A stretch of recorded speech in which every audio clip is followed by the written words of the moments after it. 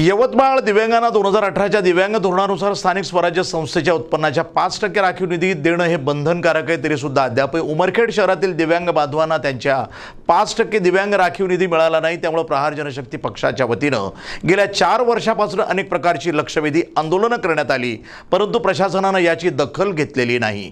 अखेर दिव्यांग बांधव आक्रमक होत नगर परिषद उमरखेड कार्यालयावर आक्रोश मोर्चा काढलाय। उमरखेड नगर परिषदेवर काढलेल्या या आक्रोश मोर्चाला पोलीस प्रशासनानं कार्यालयाच्या गेटवर चढवलं। त्यामुळे सर्व आंदोलकांनी गेटवरच आपला ठिय्या मांडला।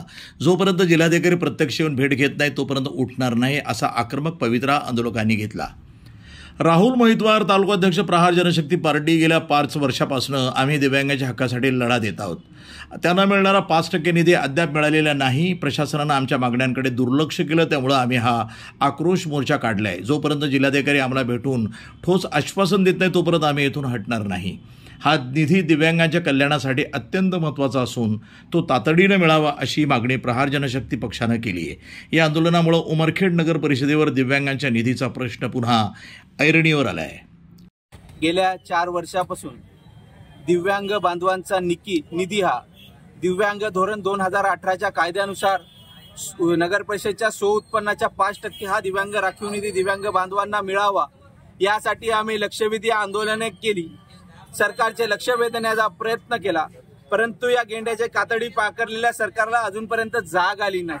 त्या झोपलेल्या सरकारला जाग करण्यासाठी, या नगर परिषदेच्या मुख्य अधिकाऱ्यांना जाग करण्यासाठी आज आम्ही असंख्य दिव्यांग बांधवांसह नगर परिषद उमरखेडवर आज दिव्यांग बांधवांचा आक्रोश मोर्चा काढलेला आहे।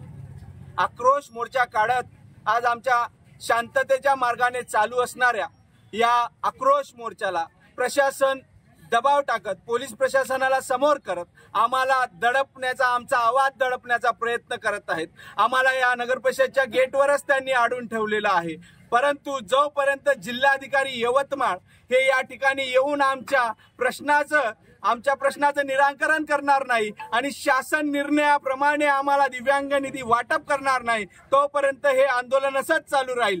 जर याकडे शासनाने आणि नगर परिषदेच्या मुख्य अधिकाऱ्यांनी जर दुर्लक्ष केलं तर ह्यापेक्षाही तीव्र आंदोलन या नगर परिषद आणि पोलीस प्रशासनाला समोर जावे लागेल। NTV news Marathi, Yavatmal.